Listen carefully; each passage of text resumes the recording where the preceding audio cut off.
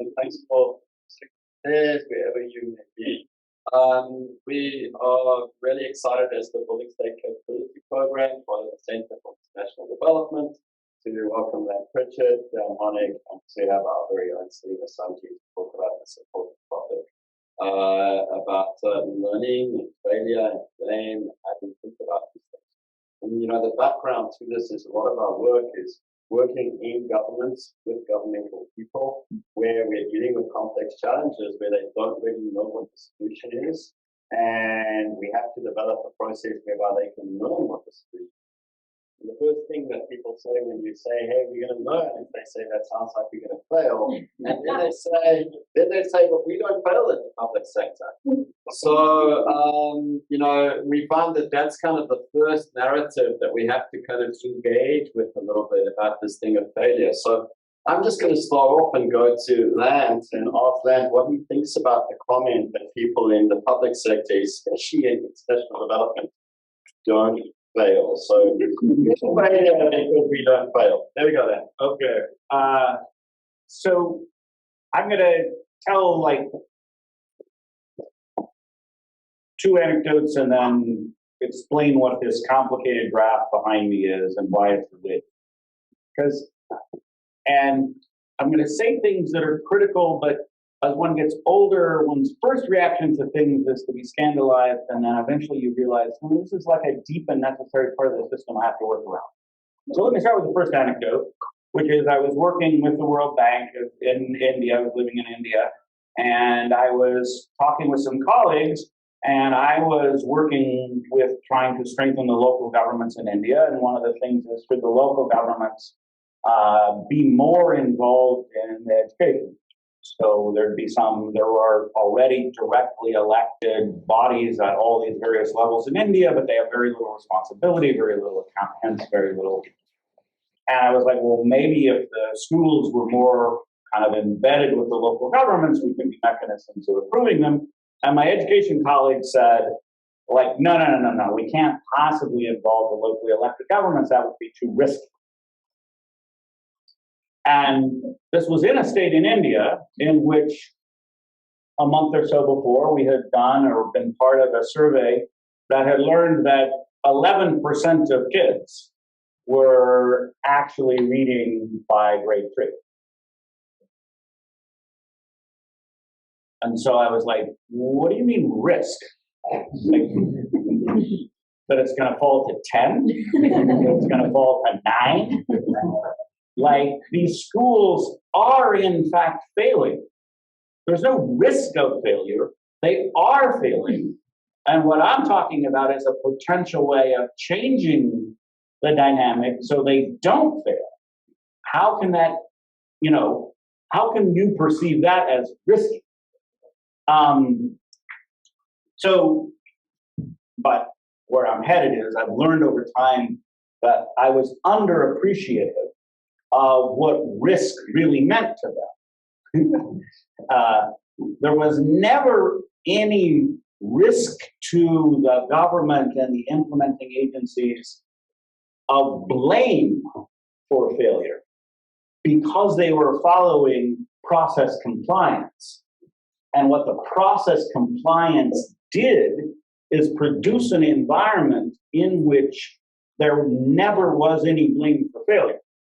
And so what they meant was by doing something new that wasn't within the scope of the accepted protocols and process compliance, even if, that was putting them at risk of blame. So it wasn't that their view of risk was risk of failure, because they had insulated themselves completely, totally from the actual failure to achieve the stated and desired outcomes as coming back to them as blame. But any innovation or doing things in any different way was introducing a risk of blame. And we'll get to a second, with no corresponding upside.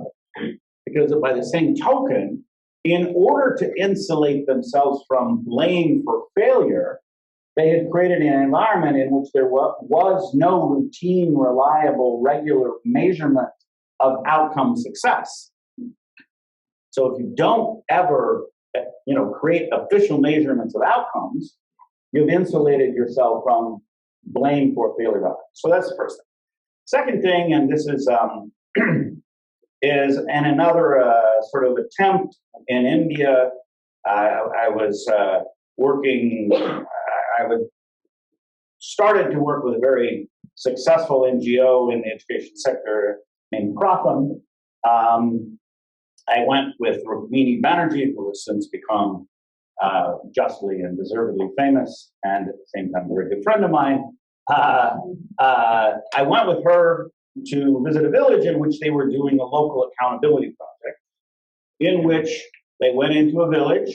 They did this very rudimentary but reliable sort of household survey of what kids in the village do at the village level. They didn't ever go to the school. They went to the village, surveyed kids in the school. Then they created a very simple, easy to understand graphical report of what the kids in the village could and could not do in terms of basic skills like reading. And then they held a meeting. And in the meeting, there was the elected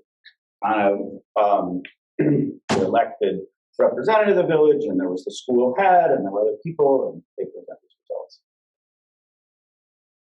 All very cool. I'm watching, having it translated on the sidelines.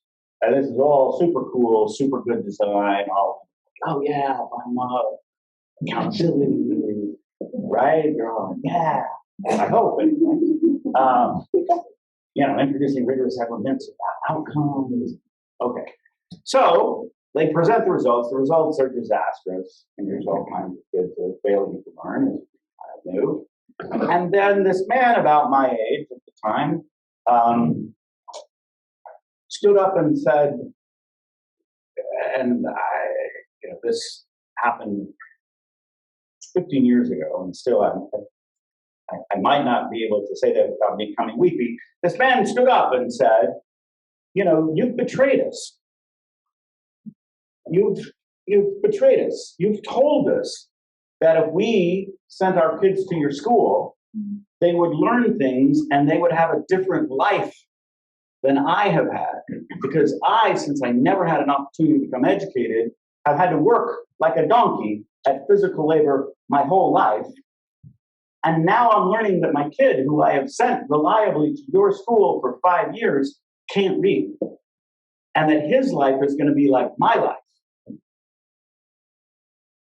That's just, to me, and again, it's just unbelievably emotionally powerful. This guy both has, he feels legitimately betrayed. And I was like, what's going to happen here? It's just like, and there's, 100 villages around and up on the dais and the head of school stood up and said, of course your child will be a donkey because you're a donkey. And you can't expect us to produce anything from donkeys but donkeys. Like to an audience of 100 people. And so, first of all, this was just the most shocking thing I had ever seen in terms of a public response to kind of a plea for accountability, a plea that like, gee, it would have been really great had you delivered on the promise of educating my child. And this is the head teacher. And it was like, and again, this is the second anecdote, because in this person's mind, he had completely freed himself of any possible blame that his actions could possibly be he'd freed himself from the connection between his actions and the outcomes. In his mind, failure was not his fault because it was baked in. And since it was baked in, he could do, in some sense, whatever he wanted and completely absolve himself from blame. So now, so then the third thing is this graph. I spent a lot of my life making these graphs. And embarrassingly.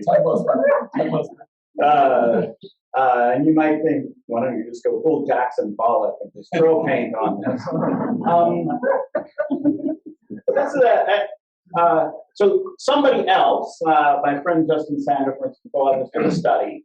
And what they did is they, using a variety of internationally comparable surveys, they tracked whether or not women in these variety of countries, born in a given cohort, whether they completed grade 5 or higher, and whether a woman who had completed grade 5 could read a single simple sentence.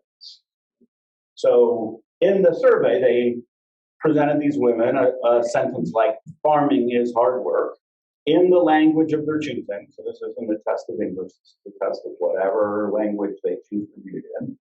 And so this is the percent of women in a given birth cohort who could read a sentence. So having attended 5 years of school, could you read a single sentence? Again, this isn't literacy in a practical sense. So literally decoding the text into words.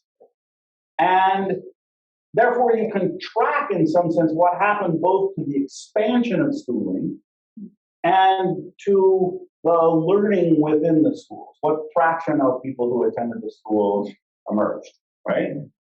And sort of what you see is that in some high-performing countries like Vietnam, more women went to school, completed grade 5 or higher, and nearly every woman who completes school can read, which is kind of what we always expected would happen. The whole pressure for universal primary completion was that when they were done, they could read, right? And so Vietnam has lived the dream. Everyone goes, everyone learns. What has happened in countries, and I'm not singling these countries out, but in Zambia, there's been a massive expansion in the number of women who go to school, but the fraction of women who go to school in 1954 who at the end of grade, having completed grade 5 could read has gone from 60% to a little more than 20%. So the learning within the schools has just collapsed completely.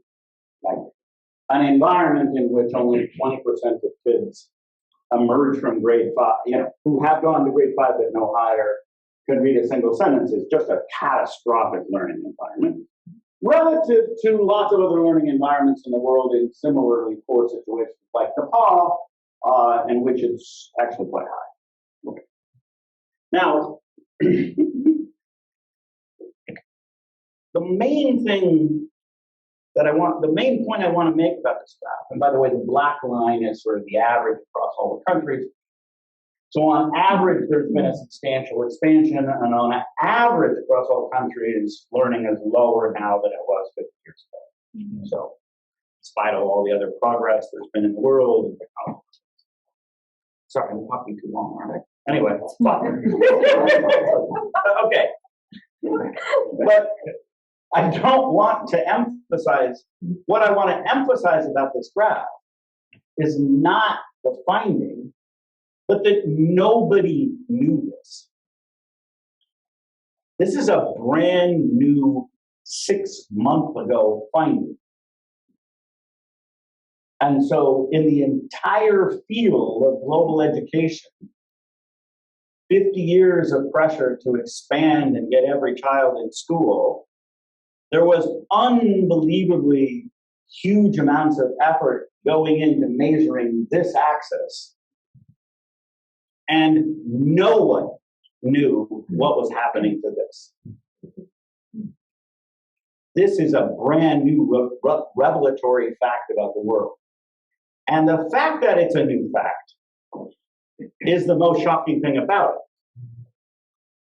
The fact that learning fell isn't as shocking as that the world has been promoting universal primary education for 60, 70 years since the 1948 Declaration of Human Rights, and yet nobody knew this. And what I will circle back to is no one knew this, because if no one knew this, no one could be blamed for this. And so what the system took responsibility for was the kinds of things in which standard bureaucratic organizations could take responsibility without fear of being blamed for failure, because again, they were doing simple logistical, documentable and process compliance. And hence, all of these countries regarded themselves as a success. Why? Because they constructed the way in which success was defined in such that they minimized or reduced to zero the possibility of failure. So, let me conclude by saying, I think your first reaction to systems designed to have failure for blame is to be shocked and outraged. I hope at least it is. But the second reaction has to be, I can't mess with that. If you go to an organization and say, I can unleash the possibility of success, but only if you're willing to take blame for failure, no one will do it. No one will take that deal. They just can't take that deal in some very deep way about how governments work. So you have to say, and this is my concluding thing, you have to say, how can I approach an organization that is structured to fail without blame and make it possible to succeed without blame? So this kind of takes us nicely, and I'm gonna hand it over to Dan, and then I'm gonna ask Dan to give it over to Salimah straight afterwards too. Dan has written this book a few years ago, and he's kind of taken his research beyond this on kind of navigating by judgment. And one of the things that Dan finds is in the aid industry, at least, when you give international civil servants, but I think this kind of goes towards the broader civil service regime everywhere, when you give them kind of more space to learn and to do things and to kind of find their way, that they do a better job than when you force them to be compliant. But, you know, that's a scary space, as Dan just said. So if we kind of say creating an opening environment for civil servants and saying to them, learn, be creative, we think that you're awesome, we think you can do it, doesn't mean they're going to then inhabit that space, because they're going to say that's a dangerous space. So I wonder if Dan can give us some thoughts on kind of what do you do about that, and then afterwards to go to Salimah and think about some practical tools that we find have been useful to help people move into this space, because I think what you're almost trying to do is you're trying to say, I think Lant had this term before where you used to say, how do we sabotage the camouflage? And it's almost like we're failing, but we have this camouflage over it, so no one can see the fame to the failure. So how do we sabotage the camouflage? But even more than that, how do we teach people that, you know, we're not leaving them out to dry in trying to pursue learning and real results? Yeah. Yeah, thank you. As I think many have experienced before, following Lant Pritchett when he speaks is it's an experience where you think you have some thoughts on a topic, and then you find yourself thinking, well, let me reframe those thoughts quite a bit.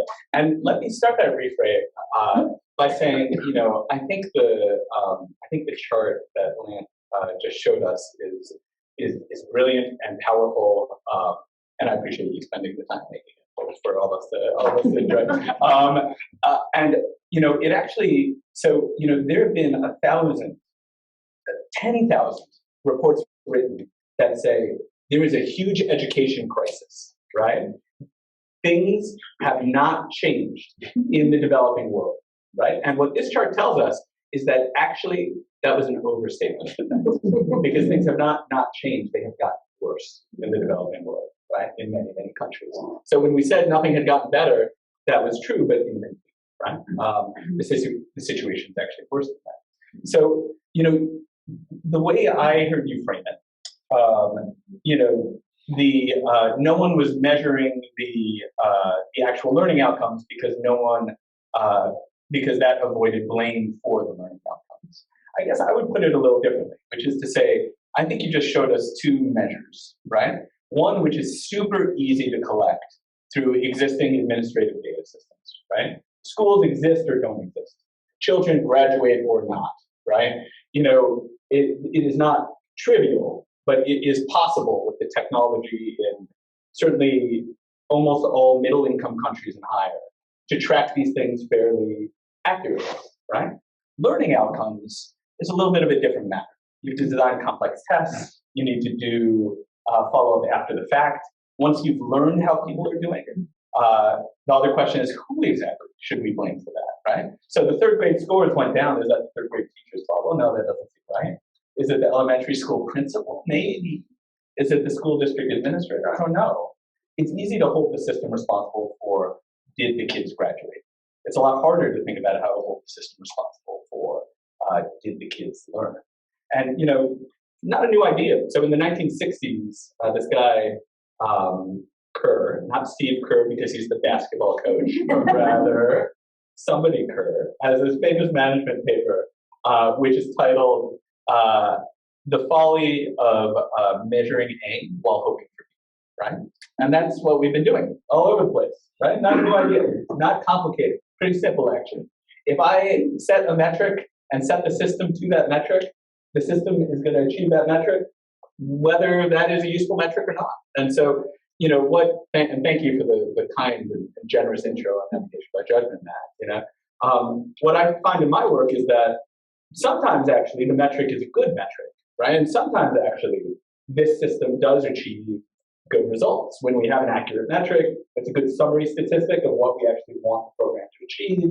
You know, we focus on it and we get more of it. But everywhere else, you know, it's one of these situations where the second best is not to try to do the first best and just not get there, right? It's not to try to measure, to use the best possible measure when that's not a really good measure. It's because of kind of a managerial logic, right? So I am going to achieve whatever the system tells me I'm going to be evaluated on.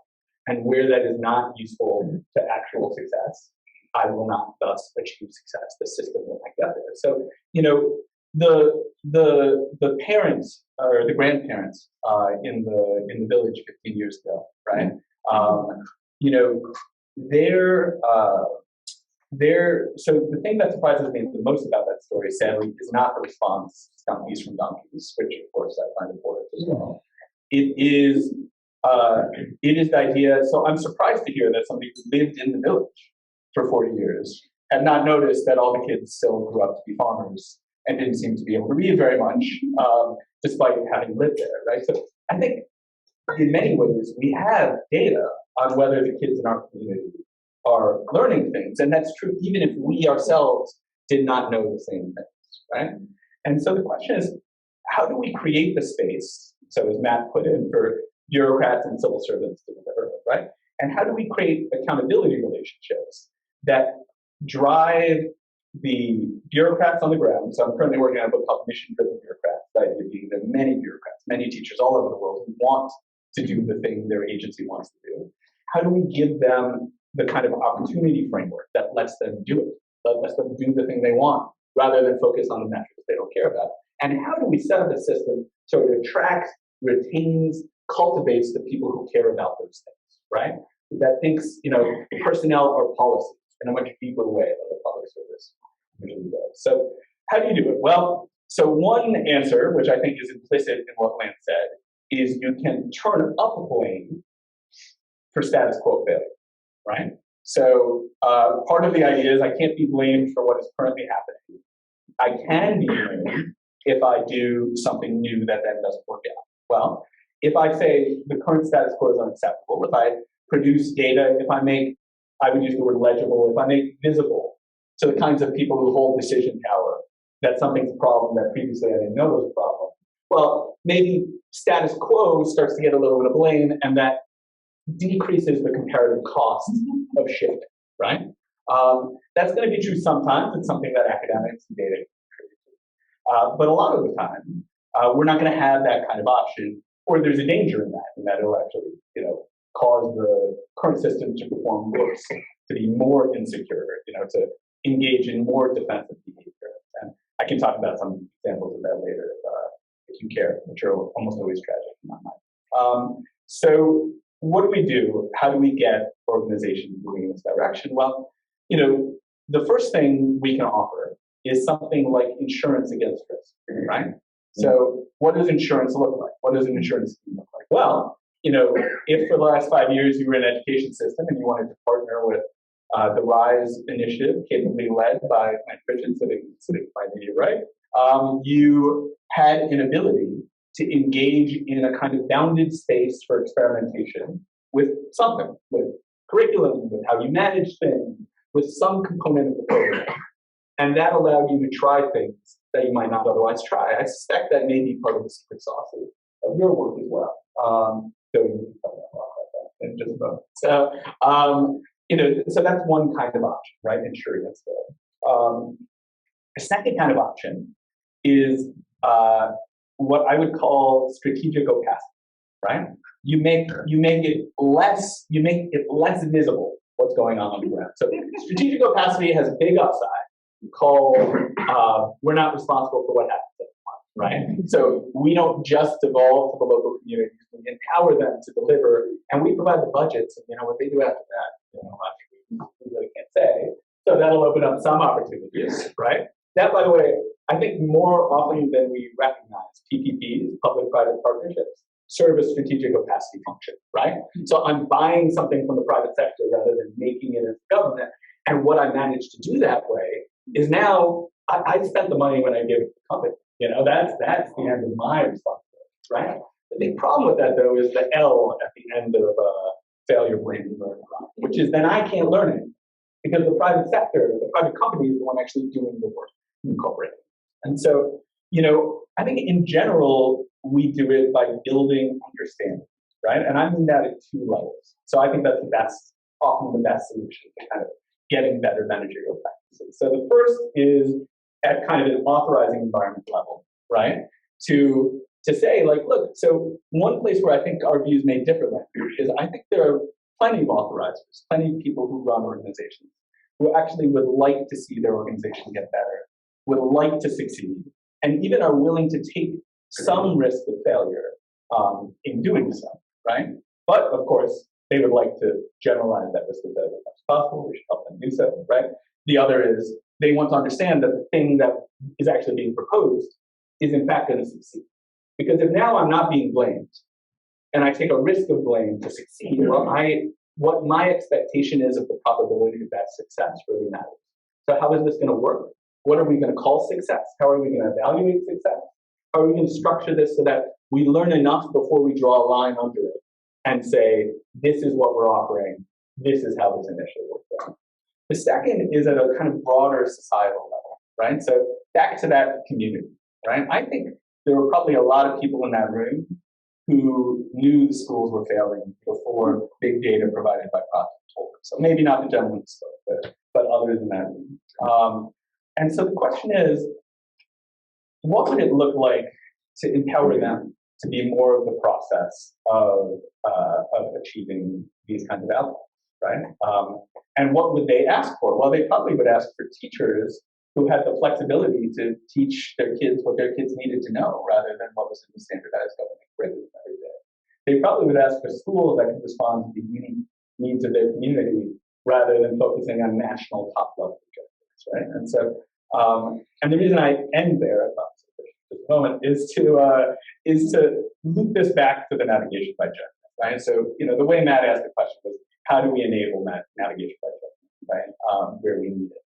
And I think it has to be, in some ways, about changing not just blame and failure inside the existing array of actors, but in changing who is, in fact, the arbiter of success and failure in the system, and how we think about whose voice and whose judgment matters in assessing performance at the end of the day. Let me finish with one more thing, which is that, if you're going to navigate by judgment, there is kind of one more risk I want to put on the table, which is if I, think about the 100 people you trust the most in the world, right? If there are 100. All right. Except the 3. Yeah. Smaller innards there. I'm sorry. It's okay. Maybe I'm overly trustful. You may have all overweighted. Revealed those. Yeah, exactly. Well, think about the 3. So think about the 3 people you trust most in the world. if you gave them some power and authority over something, you are not worried they're going to misuse it, right? So now think about the 10. Well, maybe, but maybe one of them, maybe your 9th or 10th draft pick might misuse that power. Now think about 100, now think about 10,000, right? So if we're navigating by judgment, if we're opening up the space for different people to do different things, I think there's actually a risk of blame for success, not just blame for failure, right? And that is to say, 998 people do fantastic things. 2 people steal money. The newspaper finds out. They put it on the front page, right?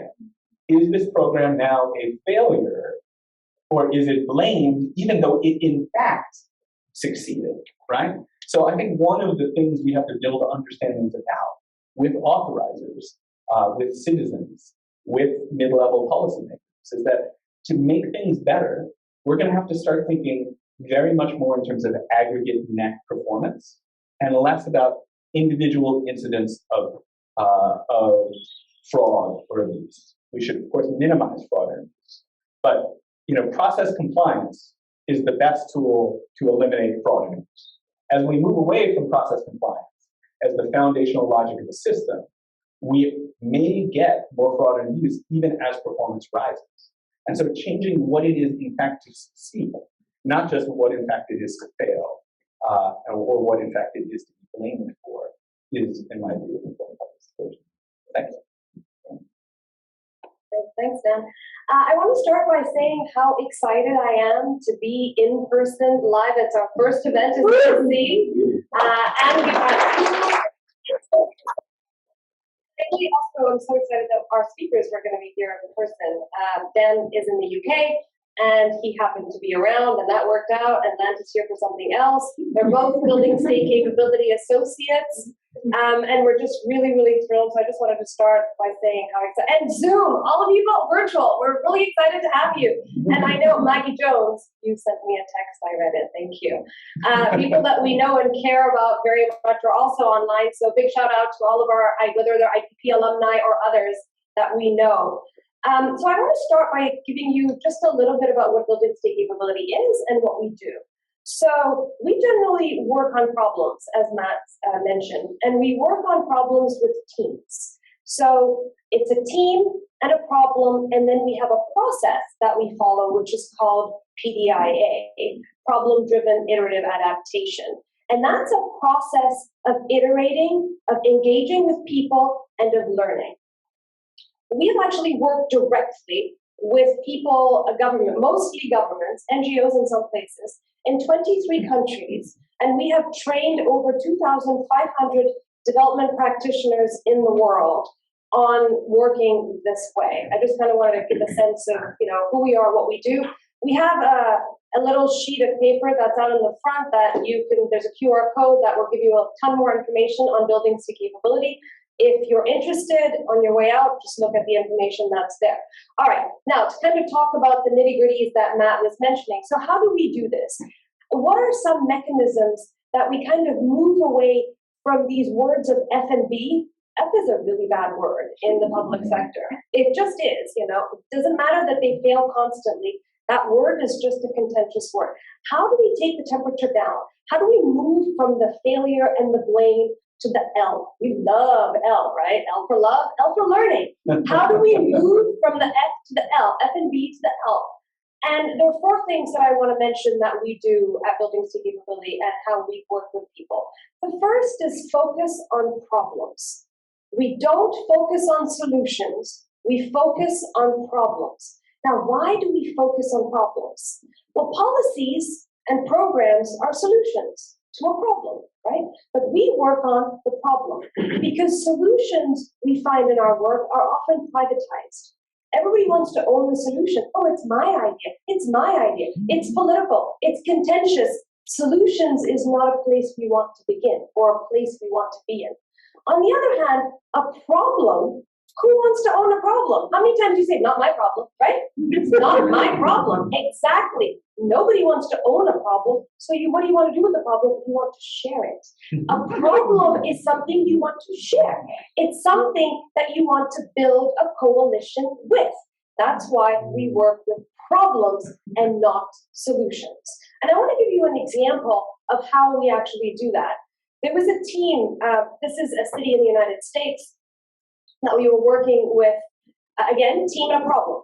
And the problem that they were working on was gun violence. And on that team was the police, was the mayor's office, people in the mayor's office, some civil society organizations, etc. And they were talking about their problem. And the first thing that they were jumping to, several, not the police, was the problem is we need to defund the police. We're giving the police too much money. And what we do is we're like, whoa, whoa, whoa, that's a solution to the problem. What's the problem? Didn't you say gun violence? Didn't you say like homicide rate in your city is one of the largest in the US? Yeah, okay, so let's start there.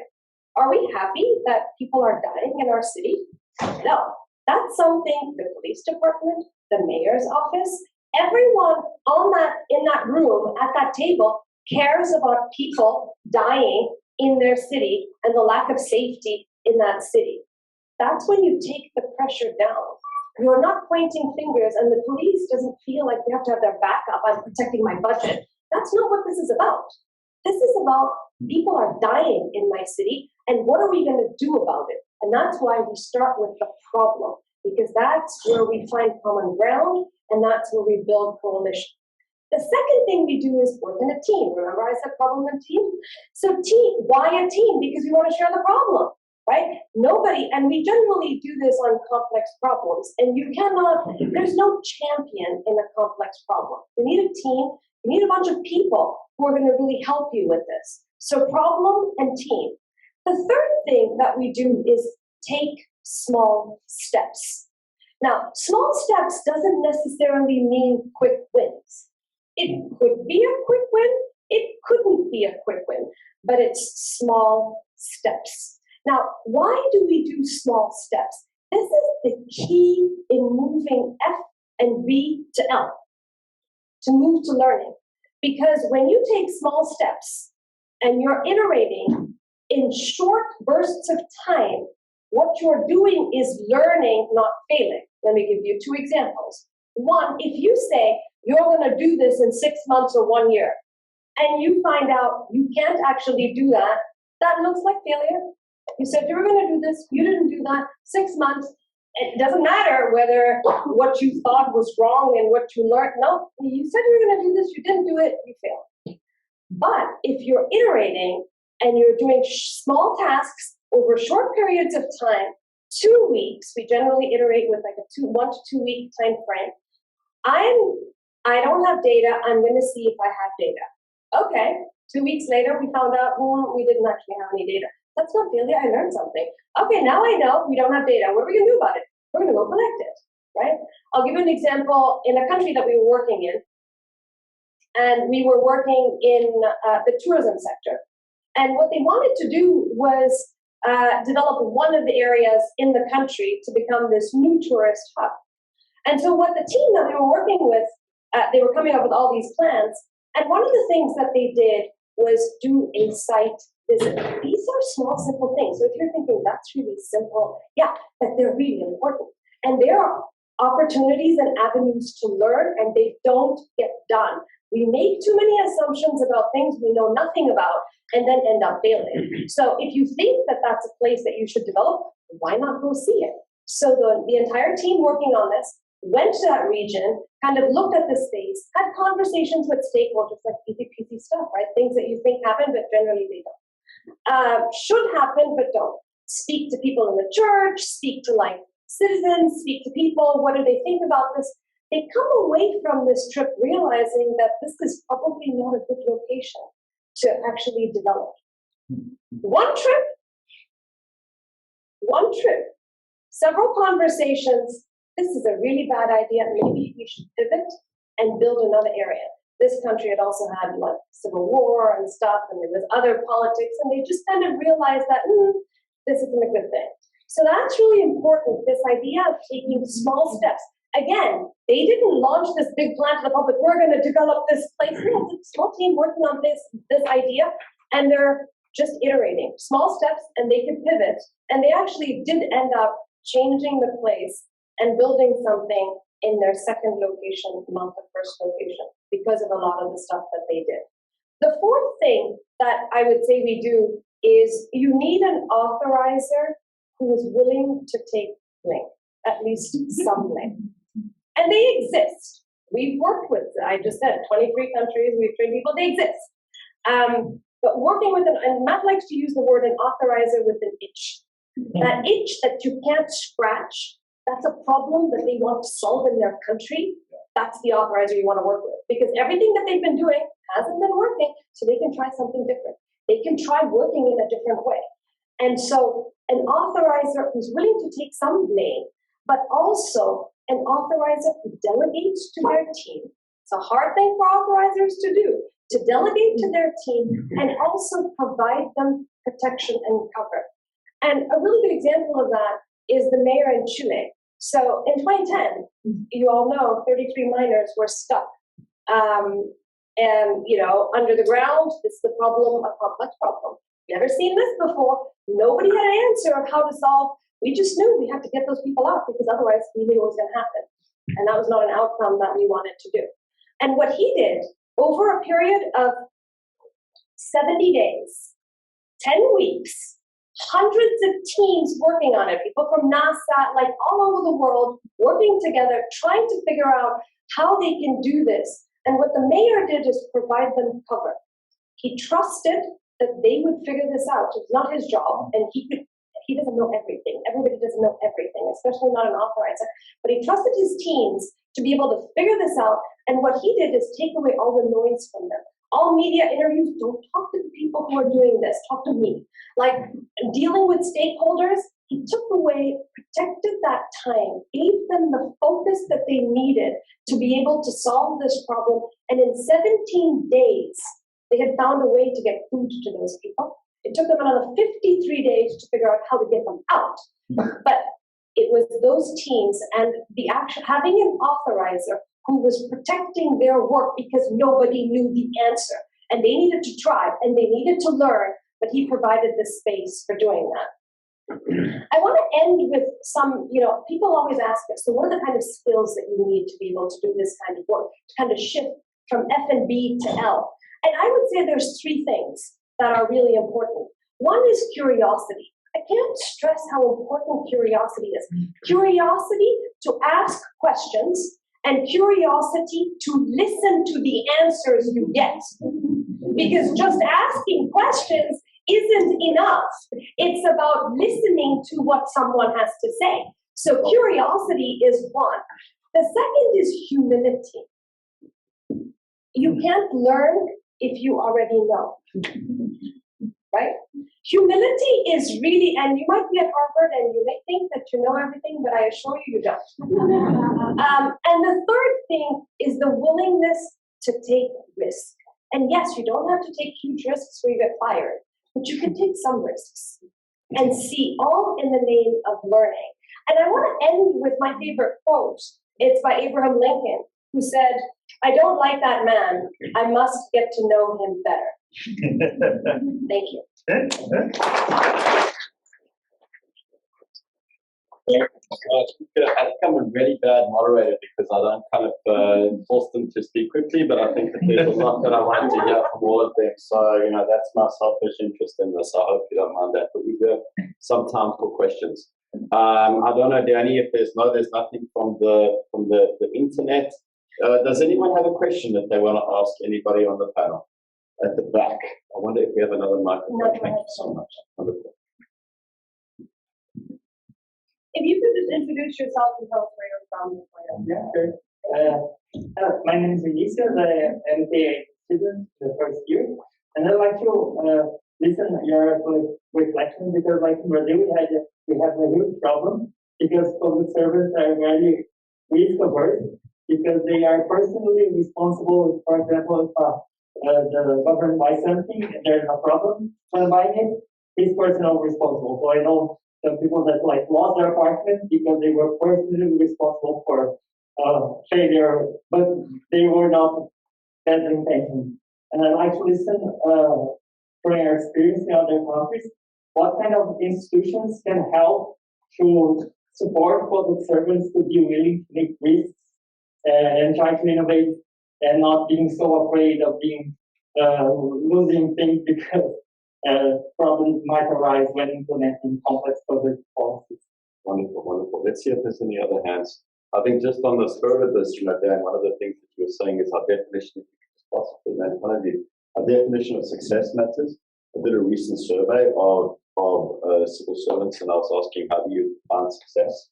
And I gave them 30 different options. And the number one choice from all of them was, whatever we did was not considered illegal or corrupt. The number one choice was, I didn't get into trouble or get into jail or have my apartment taken from me or something. And it's a very powerful finding and very important, I think, measure for people who are in our places to remember this is real.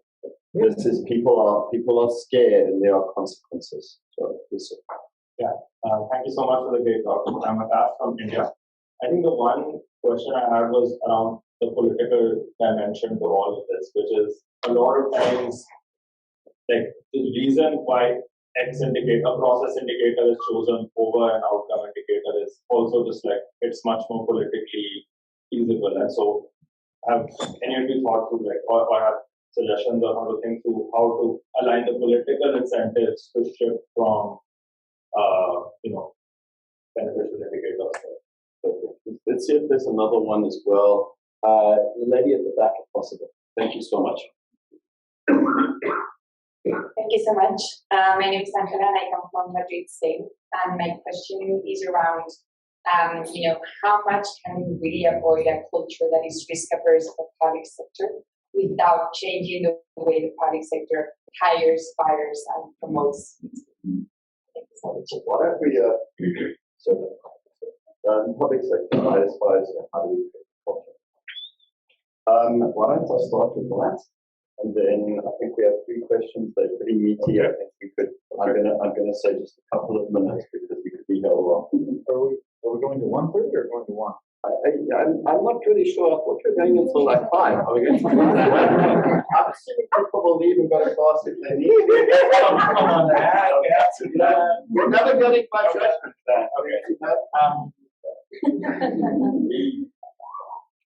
So I'm just going to address the question about political. It's all political. It's all political all the time. Anybody who wants to work in public policy and not be political is in the wrong field. And all the time I hear, you hear people say, "Oh, I have this wonderful solution. It's just not politically feasible." Then it's not a wonderful solution. Then the second thing, though, is you have to think through, and this is how one constructs a problem. So, again, what failure without blame does is it constructs a problem in such a way that there's no risk of failure, right? Even if there's failure to achieve the objectives. So partly what you have to do is deconstruct. You have to sabotage the camouflage. You have to strip away the defenses that politicians often choose to use about inputs and process compliance being all I can deliver, and so therefore that has to be adequate, and not measuring outcomes. So one of the things that's happened in India just radically since my story is from 2005 is a whole series of let me take the time to tell the story. So Pratham had started with the early cooperation with the people who have become JPAL, and they had done a randomized control trial evaluation of a particular intervention to improve learning outcomes in a school and in cities in a city in India. And it worked. I mean, it worked. It produced pretty substantial effects. It was cheap. It was massively cost effective.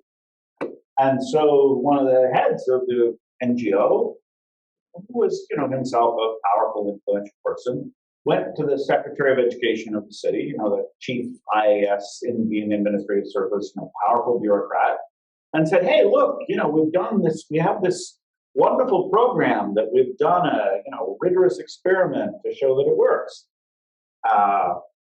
But it involved putting volunteers in schools to pull kids out of the regular classroom to be tutored by volunteers during school time. And the Secretary of Education said to him, super happy for you. Kudos to you. Attaboy. Love it. And B, what do you think my job is? Look around my office. You see that I work 80 hours a week. You see that my office is stacked high with folders, and I have to respond to all of these folders, or else judges will hold me in contempt of court because this is about a teacher transfer, and this is about this, misprocurement in this school, and this is about that, right? My job is to handle these files. Not one of these files is about whether kids aren't learning. So you're not helping me with my job, okay? Now that was 2004 or 5. What they did, therefore, is realize until we change what politicians are asking the education system to do, we can't expect the bureaucrat to change their behavior. The Secretary of Education couldn't just, in some sense, really didn't have the autonomy to take on himself the responsibility to innovate for something he was under no pressure for, and the pressure had to come from the politicians. Now, in the ensuing 15 years, the environment, the political environment around learning outcomes has changed night and day because they realize we have to construct the problem in a way that politicians feel they have to respond to it in ways that allow authorizers to take it. So again, it's all political all the time, and you can't just complain about it, you have to act about it. And part of the acting about it is how does a sufficient coalition coalesce around the construction of a problem that makes it urgent for politicians. And often, technocrats that are well trained at Harvard and stuff, they want to skip that step, right? They want to be the policy design monks that design the solution in response to a constructed problem. But if you construct solutions to problems that aren't adequately constructed, you can't expect there to be any update. I got the first choice of the question. Sorry. I chose that. Yeah. So on that one, just to add to that question, I would say, how do you change the politically feasible? Well, you call bullshit on the answer that isn't the real answer, right? So, and if you're a member of the public, you just say that isn't a solution to the actual problem you face, right? And maybe you can actually use words like bullshit. If you're the policy designer, probably not so much, but you still have the space to say okay, but that's not going to address the problem. We're going to be back here, and that's the technical advice I can offer you. And I can't sign off on this as best practice or whatever you need me to say to ensure that I was taking best efforts in the policy. Use the space you have. So, of course, so as you might have picked up, keep in mind that call bullshit might take 3 years. Yes. Yeah, it might be a very slow call. You start with a bull. You're all young relative to me and some of the others. But, these systems, systems that have persisted in dysfunction for a long time have incredibly hard and impenetrable armor to protect themselves from people calling bullshit, right? The idea that these systems are vulnerable, these aren't systems that are super vulnerable to attack. So calling bullshit might take 4 years to construct the environment in which people finally realize, yeah, we are.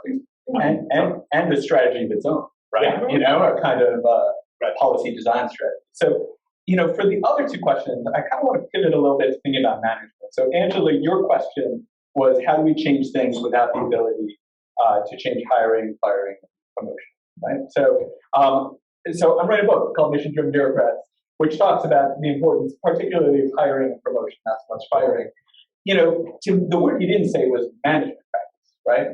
Maybe because it sounds less exciting, but hiring, firing, and promotion, admittedly. But what I see over and over again in my work is that the way you manage people changes what the same people want to do, right? Of course, if we can get really highly capable, really highly motivated people to work in the public sector, that is the goal, and we should do that. There's a people lab here at the Kennedy School that I encourage you to engage with that thinks about some of these issues, I should say. But just because if we have more talented players, our sports team is more likely to win the game, right? Doesn't mean that our manager doesn't matter. Whoever our players are, how we're managed, how we're motivated, depends to what we do now with the current people. And I think there's lots of empirics that point to the idea that we can get change within the system by changing the authorizing environment, by changing how much navigation by judgment there is, by changing whether people feel they have the autonomy to make consequential decisions that make a difference in people's lives. So how we do that, I mean, I think Salimah did the best job, frankly, with the three of us talking about that. I think, was it Venezio? Venezio, I'm sorry about that. So, your description of Brazil, for what it's worth, the Blavatnik School at Oxford right now is developing a case study, I understand. Hopefully this is not public information, I think it is. So they're developing a case study which documents the culture in Brazil of saying, do it per regulations and sending it further up, right? So I don't say whether I approve or disapprove of this thing. I just say, this should be done per regulations and send it forward. I can't be blamed at all, right? All I've said is whatever the right thing to do is do that. Do whatever that right thing is, right? That is the opposite of exercising judgment. So how do we get people to do it? Well, it's not easy. But to me, part of what we should be focusing on trying to get these systems to do, the direction in which we should be changing the politically feasible, is to sort of ensure that judgments earnestly taken are okay. And that's even if they're wrong. So you want people to inhabit the space, you need to not just change the rules. You change the rules, and a couple people who really care and don't particularly care about their careers, frankly, might take some risks, right? And if they do good things, and then that works out fine for them, great. But actually, the system changes when they do things that maybe are not perfect, right? Or they make mistakes. And then the system says, you know what? It's okay, we learned from this. We got that. That's what we're trying to achieve, is that kind of culture of learning, that culture of exercising judgment, that culture of not just driving towards targets and indicators where they're not going to point us in the right direction. Thanks. On Brazil, I just wanted to add, it is really hard, but it's possible. We have a case study on Sobral's. The educational story of Sobral is a really great one where they didn't use PDIA, but they pretty much map all the elements of PDIA. But it takes an authorizer who's willing to really go down to towns and have conversations with parents on why they should care more about what their children are doing, by actually desensitizing the whole idea of assessments and not blaming schools for that, creating a culture where schools can talk about, okay, this isn't working, all right, let's learn. But you kind of need to have a culture where you do have openness to accept that we don't have the answer, but be very clear, right? In the Sobral case, what they wanted was, we're going to manage to get reading and learning by age 6. I don't care what. That was a very clear goal that they had, and they achieved it in a very short time. But that allowed flexibility in a lot of other areas. Now in Brazil, last fall, Building State Capability did a program, a PDIA program in education with 2 states, and there was 66 government officials that we worked with. And they were able to do this. It takes some work and effort. You have to start somewhere. Like Lant was saying, this is if you're expecting in 2 weeks to change something like that, it's just not going to happen. But it can, if you're looking at a 2 to 3 year window, absolutely. Absolutely. But you need grit, you need perseverance, and you need a group of people, not one person. There's no champion story here. You need a group of people who are really committed to be able to making it happen. And it is possible. We've done, even in Brazil, we've seen that it is possible. And on the hiring, firing question, I would just add, we often I think it's human nature to just say, oh, my team is useless, they're lazy. We hear this so many times. I mean, not how many times we get to a place. I mean, we've worked in one country, since this is being filmed, I'm not going to tell you which country it is. And like the head of, the head authorizer, I'm not going to mention because if I told you whether it was a prime minister or president, you can work out which country it is. But the head of that particular country says, there's no one who does anything good in my country. I'm not kidding. Yeah, he said, what do you mean you want teams? We have nobody does anything in this country. They're all. Said there were 3 or 4. There you go, 3 or 4, which is like pretty much no one. Yeah, there you go, the 3 people he trusted. See, confess that. And in the end, we ended up training over 100 people in that country, and they proved how capable they were. So I think sometimes we have to look at who we have and see whether is it a capability problem, like Dan said, is it a management problem, is it a culture problem? What is really going on? Build with what you have. Because firing people is pretty hard to do, and you can't just fire everyone. It's, I think, who was that district education person in DC who wanted to fire teachers and then lost her job? Michelle. Reed? Yeah. Well, there you go. There's great examples of what happens when you just come around in a new system and fire them, you get fired. And I'm not sure anyone wants to take on that. Well, she can't come here, so Yeah, she could. Anyway, I'm grabbing the microphone on the way back to say one thing. Like, I have no control. the word,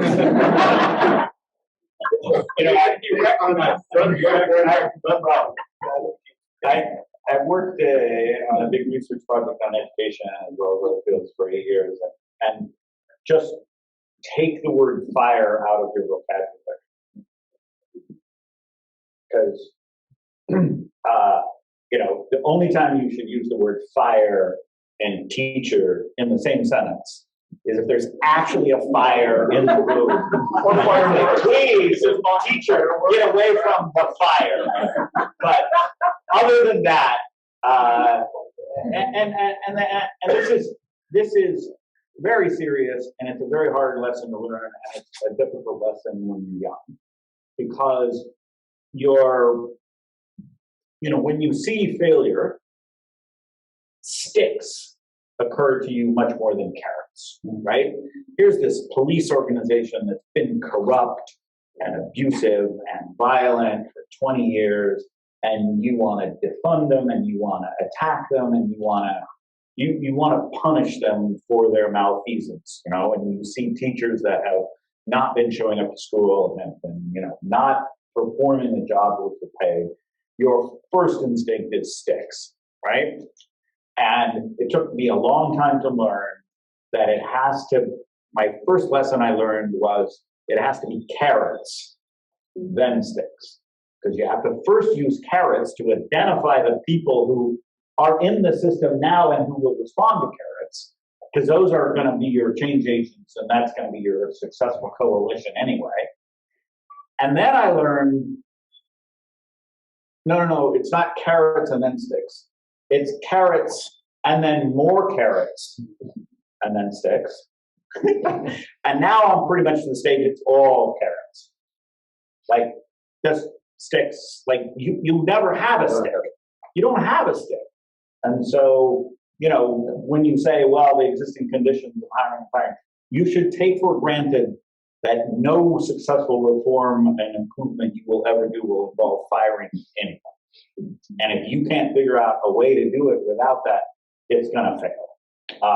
Because, carrots, and then more carrots, and then how do I get them to eat the damn carrots? And then we're sick of carrots, but more carrots. And then sticks, I've never heard of them. So I think we're going in spite of the fact that this is so frustrating as hell. So as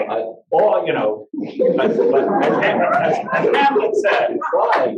You have to treat them better than that. Okay. So I think we're gonna kind of carry on for about another 20 minutes. If you need to leave. I'd rather kind of just. So I know that people have fast, but we do have some questions. I'm gonna go first to Danny, who's gonna give some questions that are coming from. Are you guys okay for another 20 minutes? And Danny has the mic. If you do have to leave, please leave Thank you for coming, and we'll just carry on our conversation here. Okay, Danny, go ahead. Sure. We have a couple of questions from the online people. I'll try and join them. First question is, can you have accountability and learning? Because accountability requires taking responsibility for success or failure, but not taking accountability about learning or not learning. That's one question. Okay. Then I'll join the other two questions that are kind of similar. How can public agencies systematically train or incentivize authorizers to be willing to take blame? And along those lines is, a lot of us are risk averse. How do you incentivize people to come over that sense of fear maybe or risk taking? Okay, so I think there's two interesting things, the connection between accountability and learning. And then this kind of idea, I think it can be with everybody, but I think the question was focused on more how do you get authorizers to be willing to take that risk? It's a great question. And I think I'm going to start with Salimah, and then we'll bring it back this way. Great, thank you for the questions. The authorizer one, you can't, authorizers, we often forget, have a really tough job. If we are scared to take blame, can you imagine them? Their stakes are much, much higher. So you can't force them to do something that they're not willing to do. And so if your thought process is first, change is hard. Change is hard for everyone. And you cannot change your authorizer just by telling them this works or showing them any evidence or whatever's not going to work. This is like a behavioral change that you're looking for. And that's why for PDIA, we start with a problem. Like remember what I said, the authorizer with an itch that Matt uses? If you find that itch that this authorizer has, that he just can't scratch, he or she can't scratch, it's this problem that's driving them crazy. They've been trying things, nothing's been working, they're going to be open to trying something different. Right? So trying to find those entry points for change can be a way you can do this, but it can't happen overnight. And it needs to be small steps so that you're building, legitimacy in some ways and accountability for what it is that you're trying to do. So I would say that. And on accountability and learning, in our work, what we find is they have to go hand in hand. I mean, you're accountable to doing something. We're working on a problem and we're looking to, it's complex problems and you don't solve complex problems, you resolve them or you manage them. So how do you find ways of learning through that process? But you're being held accountable to your goal. So that is key, right? If you didn't have accountability, Amy Edmondson from the business school, if you don't know her, you should totally Google her. She's amazing. She's done a lot of work on teaming. She actually is the one who came up with the word psychological safety, something that's really important for teaming. She has in one of her papers a beautiful 2x2 matrix of accountability and psychological safety, because she says, look, working in teams, you need psychological safety. You need to be able to feel safe. You need to be able to bring your whole self in. That's when teaming works. But is psychological safety enough? No, you need accountability. We're not just going to sit here and shoot the breeze and get along and share our jokes and but what about the work? What are we accountable for? It's not just, so absolutely, you need accountability and you need learning, and it is possible to do both, but you can't do one without the other. Salimah, Yeah. just to say the key thing though is accountability to what? That's right. And Here, why don't you? You could also speak on this. it's just, You could be disruptive like it's not accountability to compliance. Yes. It's accountability to the constituency with the problem. And more immediately, it's accountability to the people in your team. Yes. It's you're in a team with people and you're accountable to each other to work steadfastly on solving the problem. And we don't cultivate accountability to other people in the public service. We cultivate accountability and compliance to some kind of norm or some kind of process. And this is very disruptive, but it's fundamental. The people we work with and the people we work for, making the work about them And that is the ultimate accountability that we have. And if we create that and we can put that into the system, we change the game. Because people care about high-level results more than processes. I'm gonna name it because Dan and I have a paper together that he's about to talk about.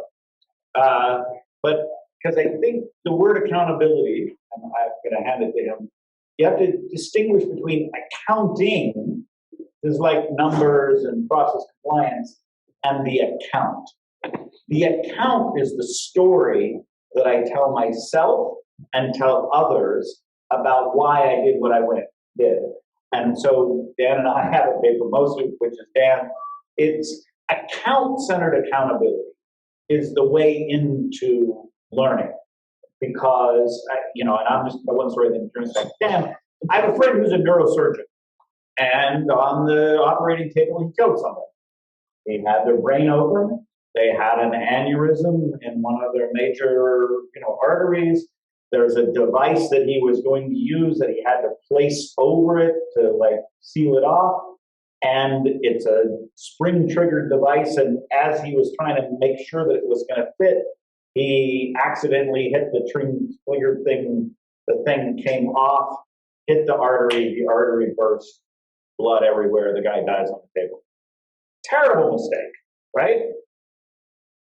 And in a hospital, there's a forum. Every time a patient dies in an unexpected way, the doctor is expected to give an account to his fellow surgeons. What happened? Why did it happen? How can we avoid it in the future? So it's not about avoiding blame. It's not defensive, but it's an account he as a person and a surgeon gives to other surgeons. This is what I was doing. This is what I thought. This is what happened. This was the outcome. How do we as a group think about how to change it? So I think a lot of this comes back to, we have to get away from accountability as being, existing accountabilities are precisely what exists to fail without blame. So those have to be subverted, but at the same time they have to be replaced with something else. So, which is an account-driven accountability, which is how all of us in this room really live our lives. It's like we have an internal narrative about who we are and what we do what we do, and we want to be able to tell it to other people who will share our goals and values. So let's talk about that internal narrative, right? So of course there can be tension between accountability and learning, particularly if what you're accountable to is like a metric, but not in this kind of broader sort of account-based accountability way that Light's done a better job of talking about than I ever would. But this kind of internal narrative story and sort of how do we shift risk-averse folks? I would say in any population, there is going to be variation, right? So take any group of people, they're not all going to be the same. That's what I mean. And some authorizer is going to have more than itch, right? Others are going to have ideas that they don't know can make progress, right? So this great piece by Imran Rasul, Martin Williams, and Dan Roger in Ghana that basically shows that someone else, I'm missing a co-author, that shows basically they essentially create a suggestion box process for anonymous suggestions, and then they take the suggestions and they all discuss them without knowing whose is whose, right? And then come up with some ideas, and then right? So, okay, you could say, great, we've come up with some technical solutions, and this has gotten better because we're getting new information and we're revising the system, right? But what happens is that things get better, including in ways unrelated to the thing that was changed. And why is that? Because of that personal narrative, right? So I'm a mid-level bureaucrat in the beginning of the industry. I used to feel that my ideas, opinions, insights, observations had no purpose. That all I was for was compliance. Now I see, whether my idea got chosen or not, that actually we have some power here. We can be part of something that we hold valuable, right? That gives us value as people, right? At the end of the day, I'm a big believer in self-determination, which is this idea from psychology that what we all see is autonomy, connectedness, relatedness to our work, right? And a sense of kind of mastery, a sense that we're doing something useful. we're doing something good. And that's not a public sector story, you know? Stubbs Terkel has this wonderful book called Working, which he interviews everyday Americans in the 1970s, 80s, and says, you know, and it contains the line, it's something like, work too is about a search for daily meaning, not just a search for daily bread. It's about a search for hope and a sense of purpose, not just a Monday to Friday, 9 to 5 kind of diet. And the people who populate the public sector, to come back a little bit to Angela's question from before, you know, we see unmotivated people and we say, oh, these are the kinds of people who can't be motivated. And maybe there are some unmotivated people. I'm not saying there are no such people in the world, but we cannot observationally tell the difference between unmotivated and demotivated people, right? And surely the easiest thing to do is to try to motivate folks and to see who in fact was demotivated because now they are motivated and then work with them. And so let's come up with ways to do that. And how do we overcome risk aversion? Well, it's not by changing the prices, really. It's not by changing like the returns to taking the risk exactly. It's about saying like, you could do something. So there's a carrot of an incentive, but there's also a carrot of making a difference because you believe that that is something that you would like to do. That's why you came to the job in the first place. Can you add a little bit on how you keep people motivated and not get them frustrated?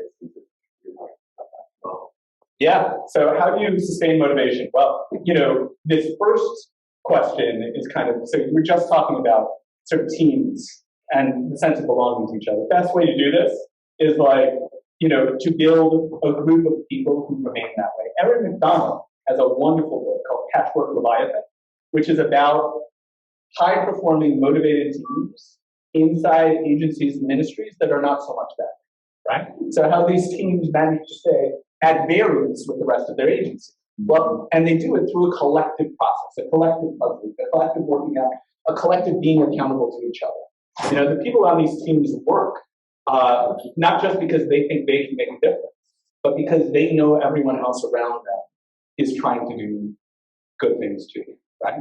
And that helps maintain that motivation. You also need a different kind of time horizon. So, you know, Salimah was talking, Salimah and Matt both talked in different ways about, you know, what's going to change in a week, not much, right? People who've been bureaucrats have seen people come in with reform ideas before. Right? You show up with a new nifty idea, they're going to say, oh, great, this sounds a lot like the transformation change from 6 years ago. And remember sustaining performance 12 years ago? That was a great reform, but it didn't really go anywhere. You know, they've seen things before, right? So how do you keep people motivated? Well, first you need to commit for a long enough time horizon for things to actually change. And second, people don't need metrics of their success, right? But they do need to be able to see that what they're saying and doing actually matters. And so a judgment that goes wrong, but came from our team, is actually better in that sense for sustaining motivation, in my view, than a system which doesn't allow them to have any on the outcomes of interest. Thanks. I'm going to close. I'm going to close us up because it is 1:30, and then I'm sure that people that can carry on chatting with us, but for the folks who are online. But just to say, I think, you know, part of the goal of the session is to bring the concept of learning to the front lines of our conversation about what should we be doing in public policy. But also to say, when we bring the concept of learning up, we recognize that it brings you into a discussion about failure and learning. I think the other word that came up was risk, and it's about kind of understanding risk, managing risk, engaging with risk. I think the thing that we always try to kind of end up with is to say anything is possible. Much more is possible than you think. This idea of unmotivated versus motivated. When we've done PDIA work, a lot of people come to us and say, well, surely it doesn't work very often. And I say to them, kind of works most of the time. and for a while, I was like, when I started, we would always insist on having 5 teams, because I always thought one of them is going to work and the other 4 are going to fail, because, you know, the 20% success rate on any initiative is actually really high. It's actually really high. And I guess we're kind of like 3 out of 5 can do really well. Yeah. And then, you know, I'm like, why is that the case? And I think, well, because we're literally just picking $50 bills off the ground. And what do I mean by that? Well, when we go into the governments, we're working with these people who have been trodden on, told they don't have ideas, and never given space. And for the first time, someone's coming back to dance. It's about commitment over a period, but also come back, right? And who're being asked, what do you think? And actually, it takes them 2 or 3 times to realize that you're serious. So sometimes the first couple of times they just look at you and it's like, we haven't heard this before. And then the third time you come back and it's like, why are you hear that? Do you really want to hear what we say? Yeah, we do. Okay, this is what we think. Well, what would you do about that? Well, I'd do this, this, and this. Well, how about we just do that? It's like, well, are you serious? Well, I'm back for the 3rd time. So I'm going to come back again and I don't have the answer. So why don't you try? And then suddenly people start to say, okay, I will. And kind of almost like awakening demotivated people is a very interesting thing. And we find that they are everywhere. They are everywhere. And if you can create a space where they don't perceive they're going to be hung out to dry, where the risk is being managed and not in a transactional way, but in kind of a real people-to-people way, there's a lot that we can do.